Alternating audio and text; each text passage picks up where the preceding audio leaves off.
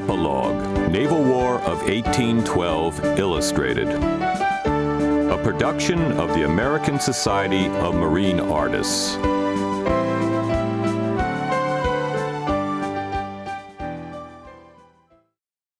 Immediately after the war, the U.S. Navy was sent back to the Barbary Coast to suppress piratical activity that had emerged following the First Barbary War in 1801 to 1805. A New York squadron of ships under Stephen Decatur, consisting of 3 heavy frigates and a half dozen other ships, departed on May 20th, 1815, and, following the capture of his warships, the Dey of Algiers, capitulated and signed a peace treaty on July 3rd. The matter was resolved with such dispatch, a second squadron that sailed from Boston under William Bainbridge missed the action.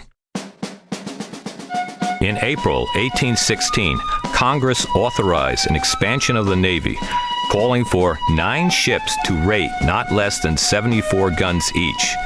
This was a massive undertaking and led to the construction of the U.S.S. Delaware and its largest ship, the U.S.S. Pennsylvania, a 120-gun ship that was actually pierced for 136 guns. But these battlewagons served little purpose following the 1815 Treaty of Vienna that ended the Napoleonic Wars and ushered in the era of Pax Britannia. With the return of peace in the era of good feelings after the War of 1812, the Navy focused on protecting commerce and suppressing pirates who flourished in the many bays, estuaries, and rivers of the islands in the Caribbean. By 1830, the problem had largely been eliminated.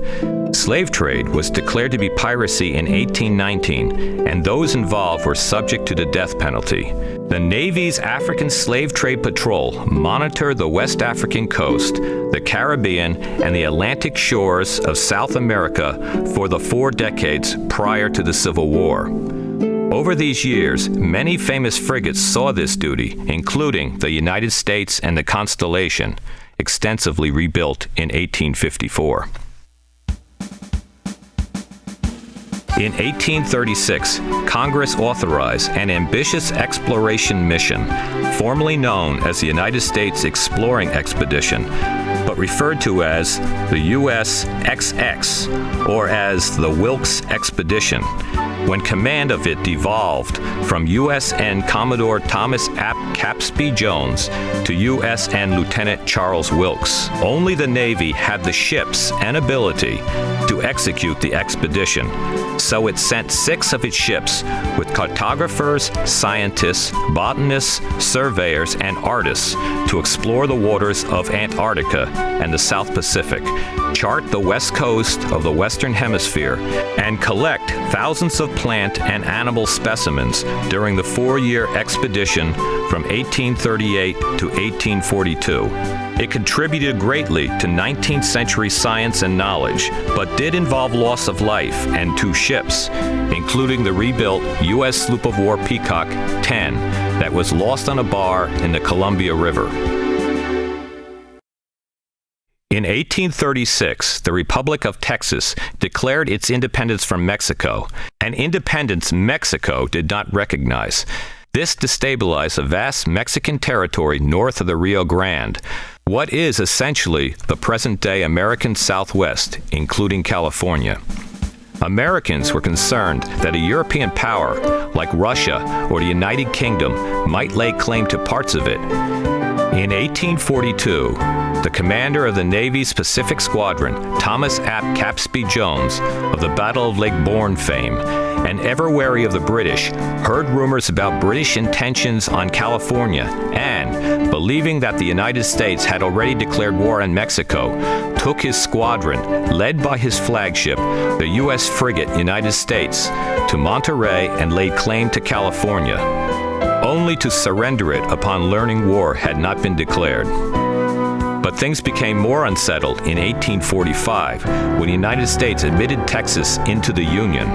During the resulting 1846 to 1848 Mexican War, the U.S. Navy's Pacific Squadron seized Mexican ports, San Diego, Monterey, and San Francisco.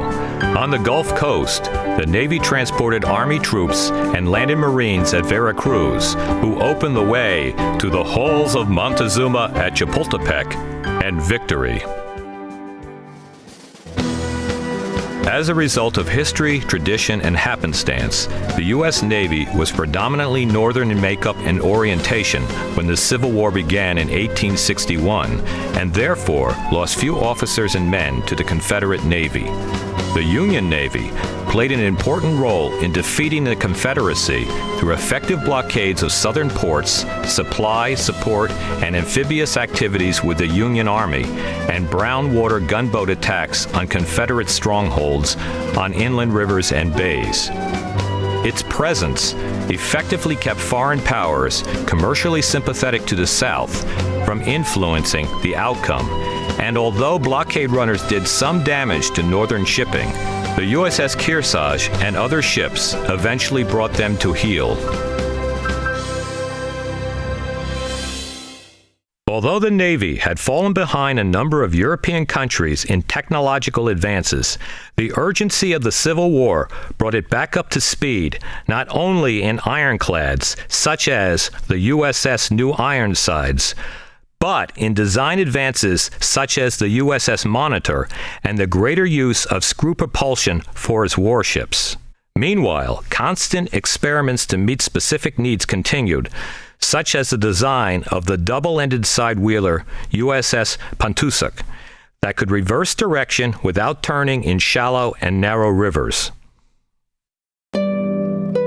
At the end of the Civil War, the Navy had almost 700 ships, including about 60 Monitor-type vessels, and 51,500 officers and men. But as a war-weary people turned their attention to westward expansion, transcontinental railroads, and industrialization, and as there were no foreign threats, the Navy shrunk to 48 ships and 6,000 men by 1880.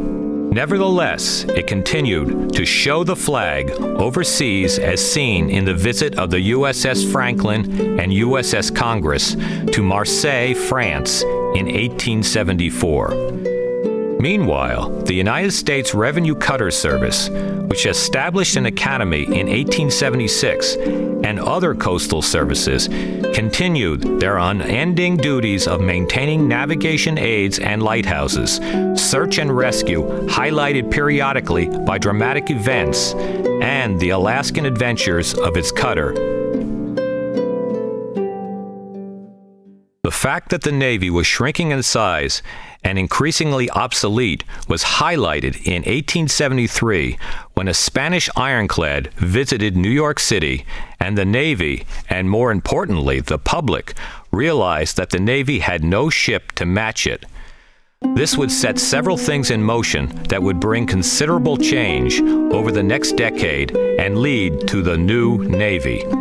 One of the first was the design and construction of the U.S.S. Wampanoag, a 4-stack, lean muscle machine that set speed records and impressed European naval designers, but had no future because its narrow hull, full of machinery, provided neither stability or fuel capacity for range. However, things were stirring. In 1882, young Theodore Roosevelt published his first book, The Naval War of 1812, that was an exhaustive analysis of the important elements of naval warfare: strategy, tactics, manpower training, leadership and experience, ship design and construction, etc. Coincidental with this, a naval review for the Secretary of the Navy concluded in 1882 that Spain was not alone in being able to contest American naval power. Other European and even some South American powers also could.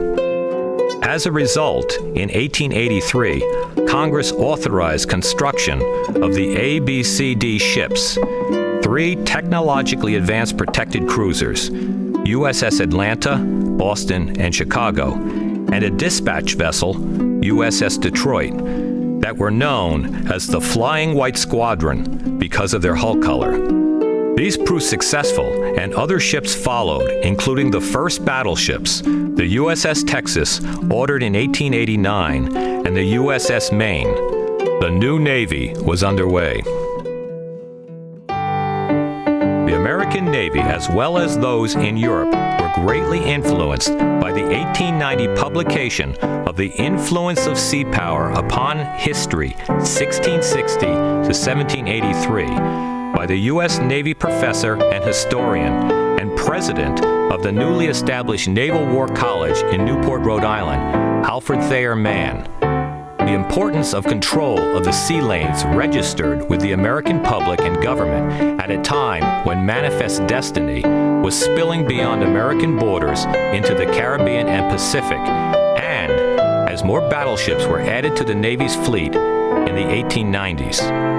Thus, when war broke out with Spain in 1898, the Navy, under Secretary of the Navy Theodore Roosevelt, played a decisive role in taking the Spanish possessions of Cuba in the Battle of Santiago de Cuba and the Philippines in the Battle of Manila Bay. The latter represented a daring undertaking thousands of miles away from support facilities and influenced American strategic thinking when Roosevelt became president in 1900 and introduced his foreign policy: speak softly and carry a big stick. The big stick was the Navy, and he made it bigger by adding more capital ships.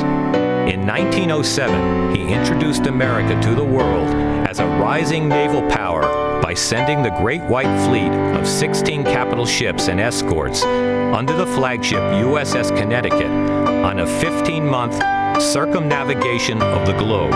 He also used it actively to intervene in a number of Caribbean and Central American countries and to protect the new Panama Canal from the Navy base at Guantanamo Bay, Cuba. When the first great European war since the Napoleonic Wars broke out in 1914, the United States found itself in the same position it was in a century before, trying to be neutral among the belligerents.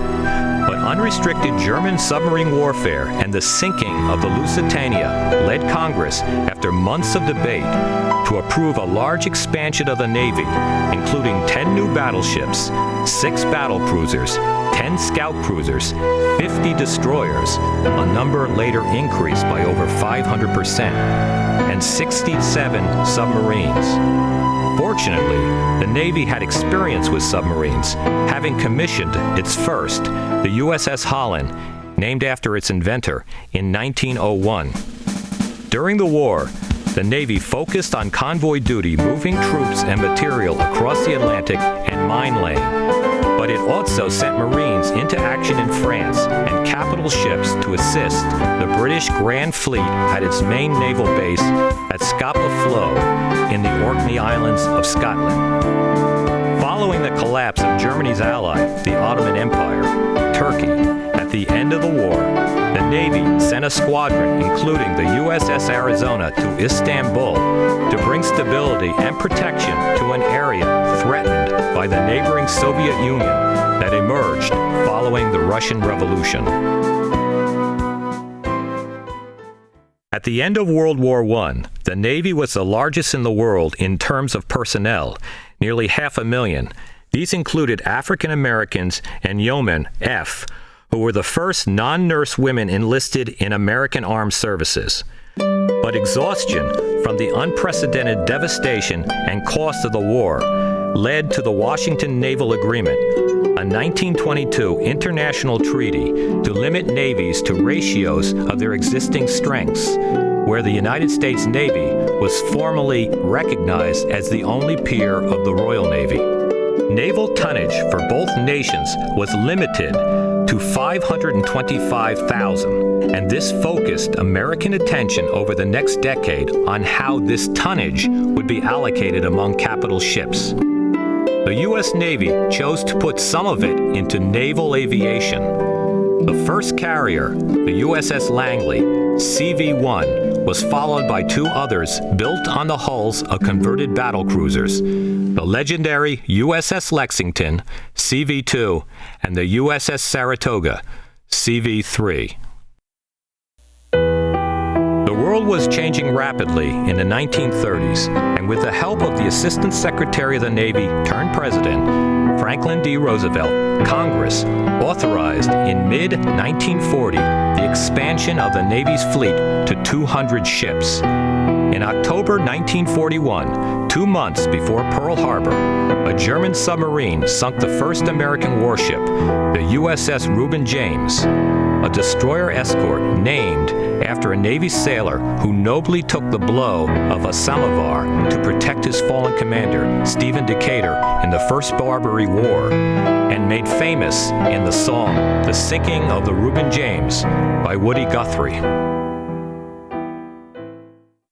Japan launched World War II for Americans on December 7, 1941, with attacks on Pearl Harbor and other parts of the Pacific. But the Americans focused on Europe first, so the Pacific War was largely defensive initially, focused on convoy protection, anti-submarine warfare, commerce raiding, and amphibious support, much like in the Atlantic, but highlighted by the Doolittle raid on Tokyo off the U.S.S. Hornet and the battles of the Coral Sea and Midway in 1942.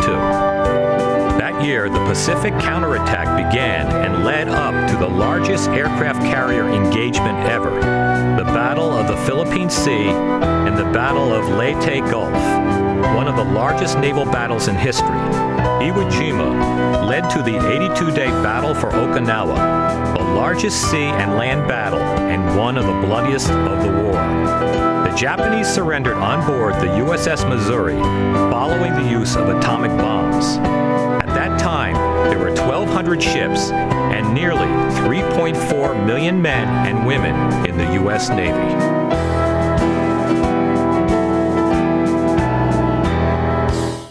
The dramatic downsizing to 300 ships after the war was short-lived as the Cold War began.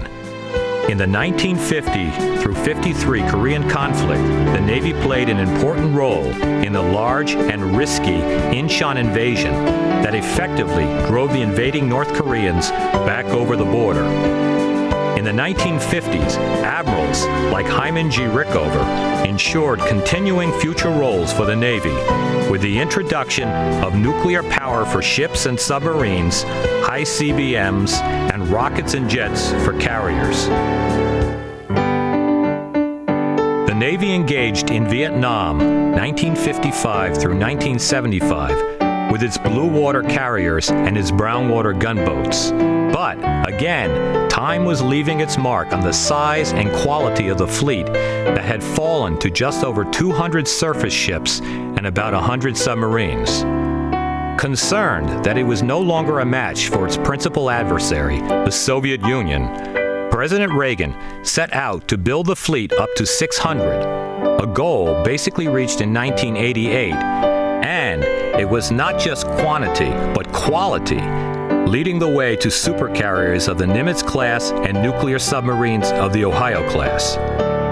The collapse of the Soviet Union in 1991 was in part due to its inability to maintain this race.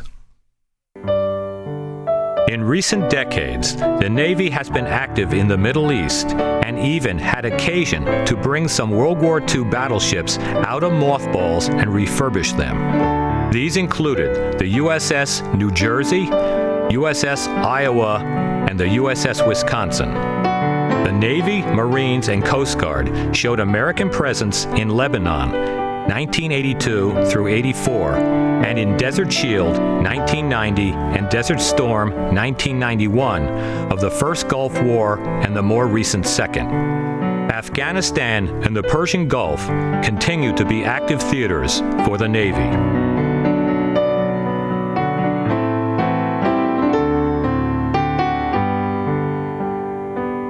On the occasion of the 1812 bicentennial, the Secretary of the Navy, the Honorable Ray Mabus, made the following statement, with which this documentary began. The United States is a maritime nation.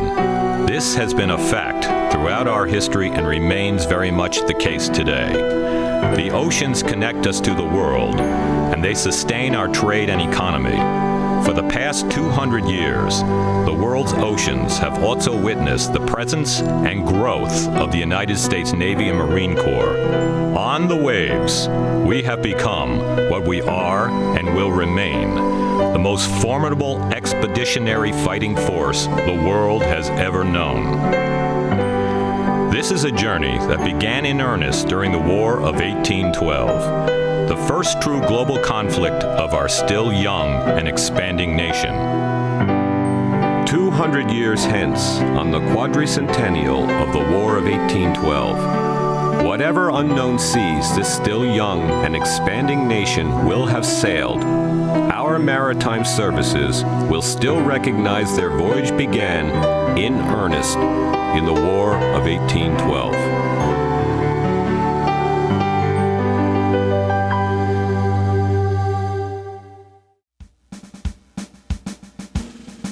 This is a production of the American Society of Marine Artists, the nation's leading professional, educational, not-for-profit marine art organization, made possible with the assistance of the United States Navy, United States Marines, and the United States Coast Guard, in conjunction with other leading national and international institutions, museums, and historical societies.